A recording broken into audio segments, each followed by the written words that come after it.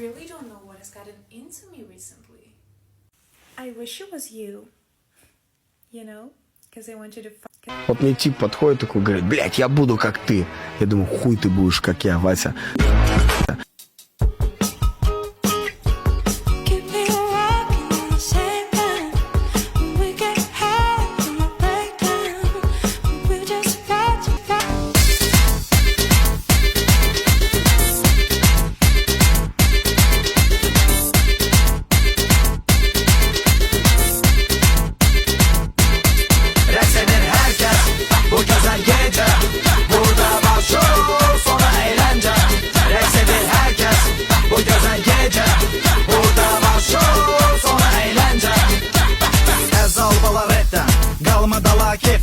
Risk et bala basket sana respekt var bizden.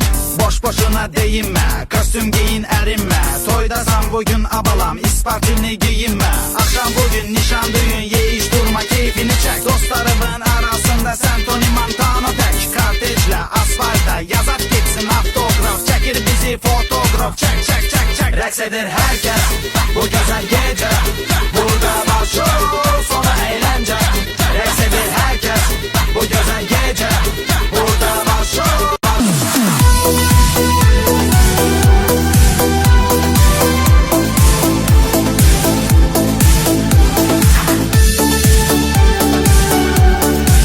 Kurbanam ulusuna soyuna, güzel yanağına besle boyuna, güzel yanağına besle boyuna. Nece salıp beni gör bu oyuna, nece salıp beni gör bu oyuna. Tatardı Türkmendi yan esranıdır. Allah Allah Allah bu ceyran hara ceyranıdır. Allah bu ceyran hara ceyranıdır.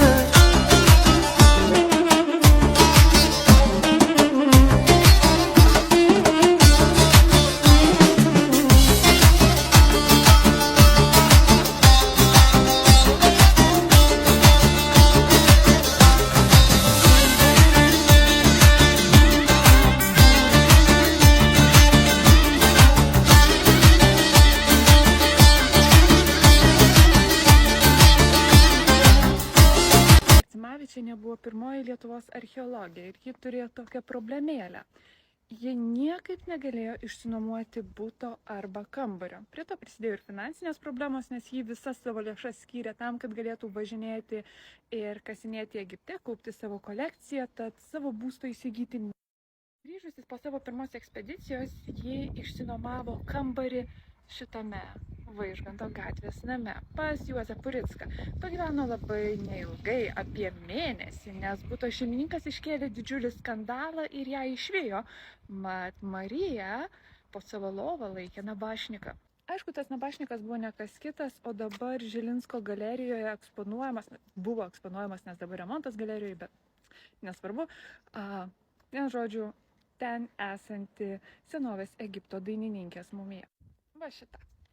Beje, Marija Arcimavičienė ne tik, kad surinko visą didžiulę egiptologijos kolekciją, bet dar ir parašė senovės Egipto hieroglifų lietuvių kalbos žodyną. Нужно было бежать, но я влюбился снова в пустую. Она делит со мной vibe, it's my baby, beautiful life. Самый чистый кайф, только ты не приведи. Góra, ona miała włosy idealne, słodki uśmiech, teksty niebanalne. Gdy kusiła swoim seksapilem, zmieniała ramki na szpile.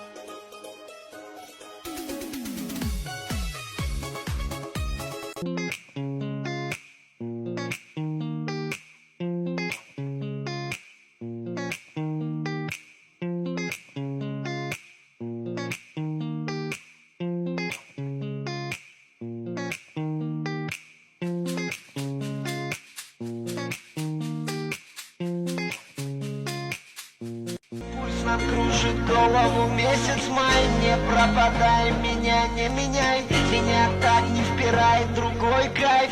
Как быть с тобой, it's my life. Пусть нам кружит голову месяц май. Не пропадай. Было очень плохо с тебя одной, просто потому что не было тебя. Не смогла сказать тебе, что я твоя. Down, down, we will wait. When our hearts are burning, we feel no pain. We run, we down, down, down, we will wait. We run, we down, down, down. We run, we down, down, down, we will wait.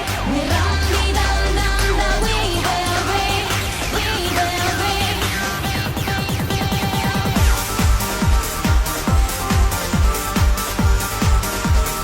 Dostum yayda gel yine Kervala çık kinan sen Kervalın havasına Ala ala çık kinan sen Güzelliği bir yana Dolayı dolayı yolları Süreti az koy kinan Bala bala çık kinan sen. Deməli bura Xırdalandır. 119-un yolu. Bu da streamimizdir. 29-250 manat olan. Xeyirli olsun, çatdırmadayıq.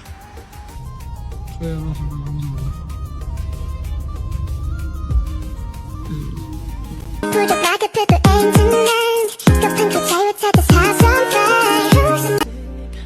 This life I've been chasing, these hearts I've been breaking, and these feels I've been tasting. Don't ever get naked, just put it in a ponytail, fucking from behind, fucking with your clothes on, panties to the side, with the panties to the side. I'm thinking about you. So give me, that love. Sky 발라대고 take you 너너 지마지. I'm thinking about you. Hey, can you please do me a favor quickly?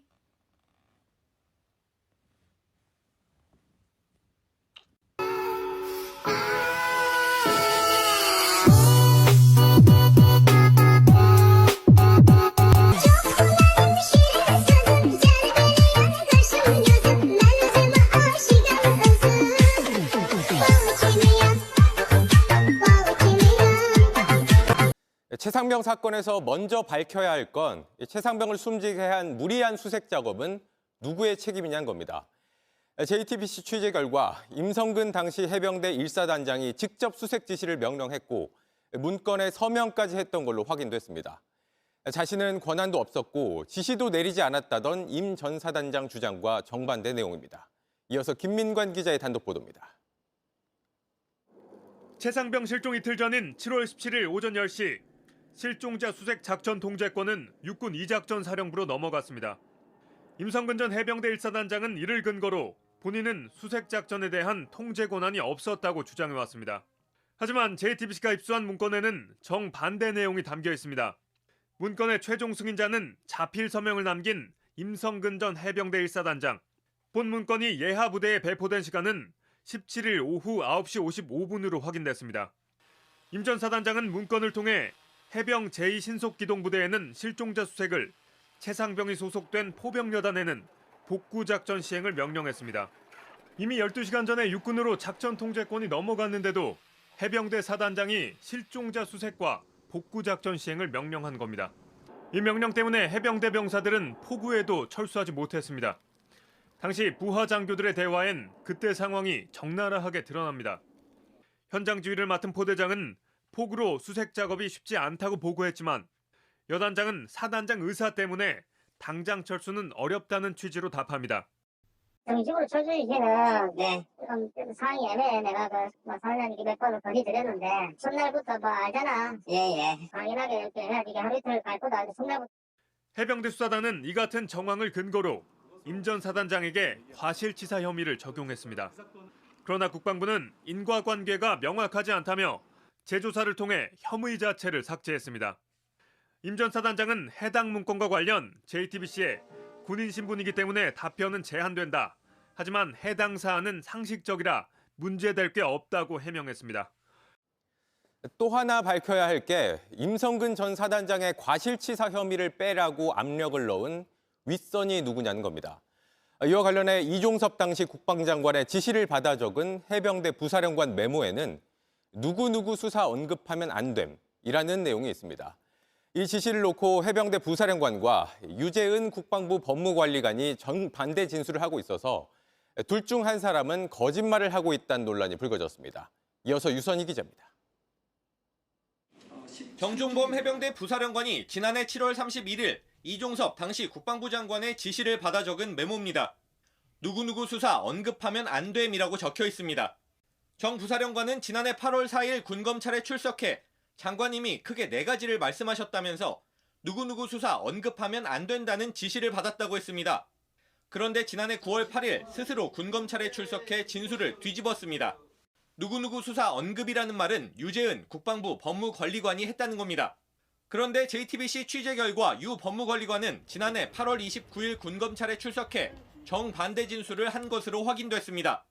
정 부사령관이 장관에게 누구누구 수사 언급하면 안 된다는 지시를 받았다는데 관련 조언을 한 게 있냐는 질문에 지시를 하는데 법적 조언을 한 게 없다고 답한 겁니다. 정리하면 정 부사령관은 누구누구 수사 언급하면 안 됨이란 말을 한 사람이 이종섭 장관이라고 했다가 유 법무관리관으로 말을 바꿨고 유 법무관리관은 그런 말을 한 적이 없다고 맞선 겁니다. 두 사람 가운데 한 명은 위증입니다. 박정훈 전 해병대 수사단장 측은 정 부사령관에게 해당 지시를 전달한 사람은 따로 있을 거라는 의혹을 제기했습니다. 국방장관이나 법무관리관이 아닌 제3의 인물이 별도의 장소에서 전달한 것이 아니냐. 정반대로 진술이 엇갈린 두 사람은 모두 다음 달 17일 박 전 단장의 항명 재판에 증인으로 출석합니다. JTBC 유선입니다. JTBC 뉴스를 시청해주신 여러분 고맙습니다. 저희는 저녁 6시 50분 뉴스룸에서 뵙겠습니다. Czuję się jakbym zaczynał Kopię nowe flow, jak Atlanta. Cały czas ubrany w ciemnych barwach. Teraz wpływam na ląd, jak Atlanta. Nie zatrzymasz mnie tu nawet na nie. Ты хотела быть звездой, но звезд здесь нет. Ты запуталась в ногах и пошла по пизде. Ведь ты видела лишь замок в своей голове. Откуда принцесса знает, как варить фен? Ты говорила, едем мы поедем. Я sevgilim Maminay to kuregen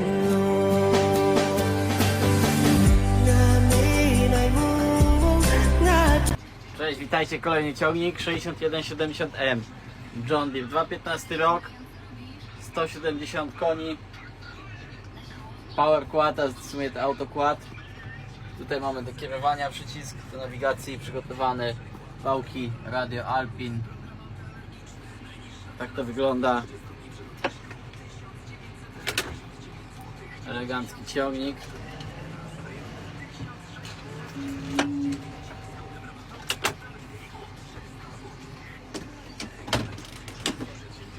Widzieliście go już na filmiku, jak jeździł z opryskiwaczem. Tył 80%, przód 50 opon. Tak się prezentuje przedni tus, miękka ośka, pneumatyka. Popularny w Polsce traktor. Dłuższy film znajdziecie na YouTube. Przypary wyjść, pneumatyka, zaczep hitch, szyba to szyna do zaczepu górnego. Pozdrawiam i zapraszam do obserwowania kanału, żeby być na bieżąco z nowymi.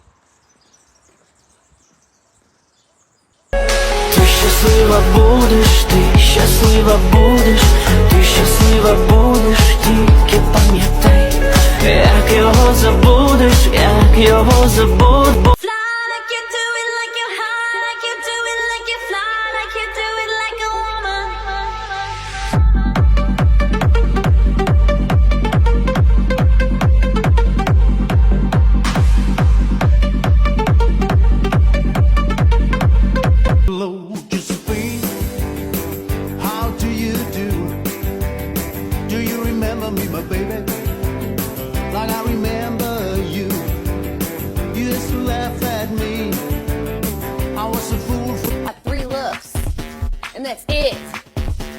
Could I interest you in everything, all of the time? A little bit of everything, all of the time. Well, well, look who's inside again. CEO, entrepreneur.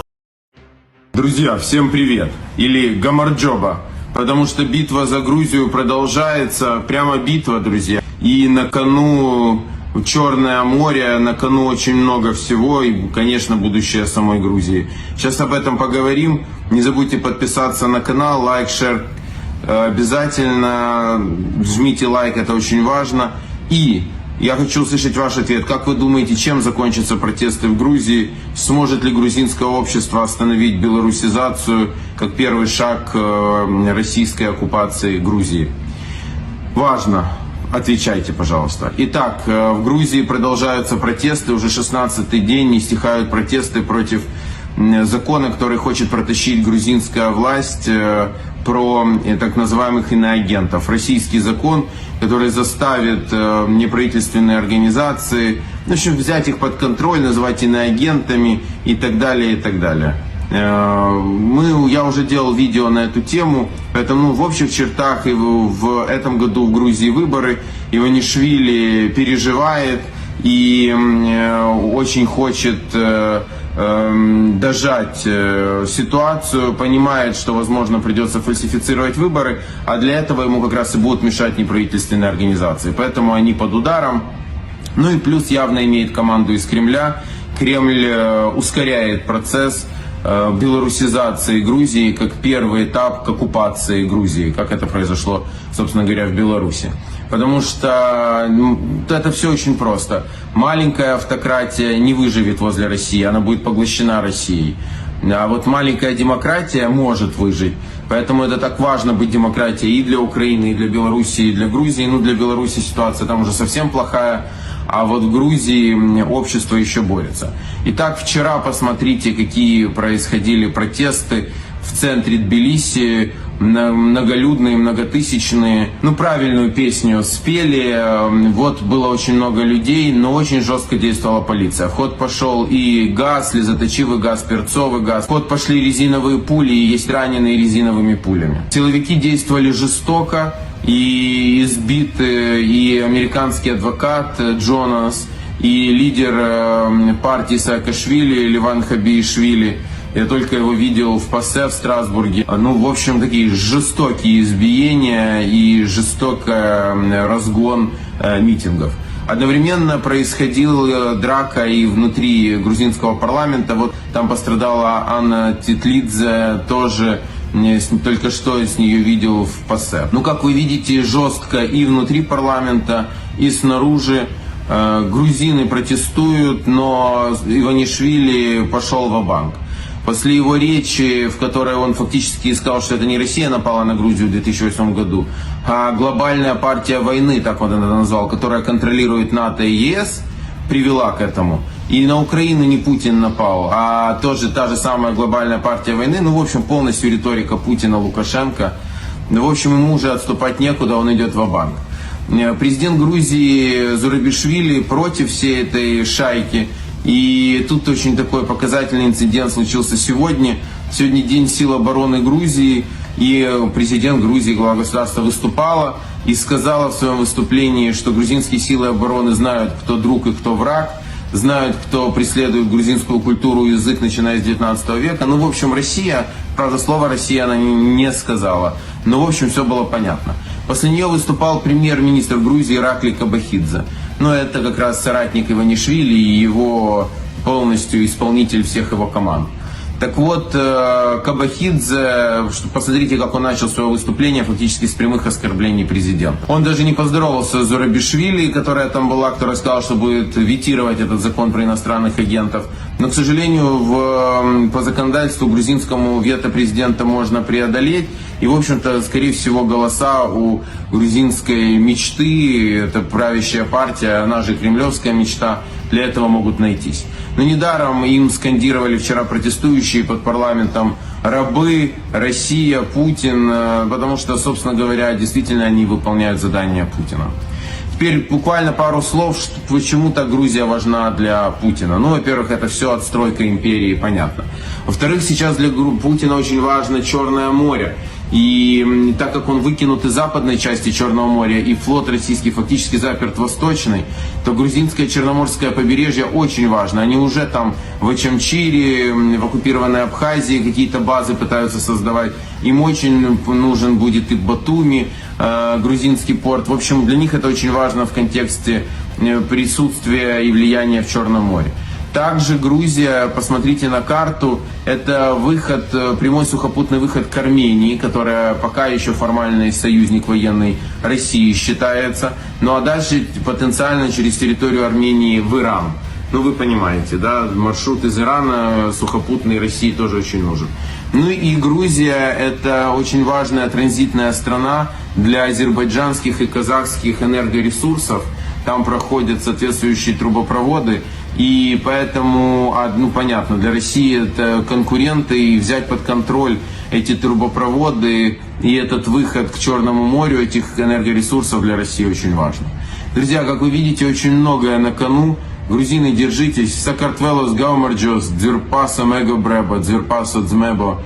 Надо держаться и надо отстоять независимость Грузии. Украина с вами. Держим строй.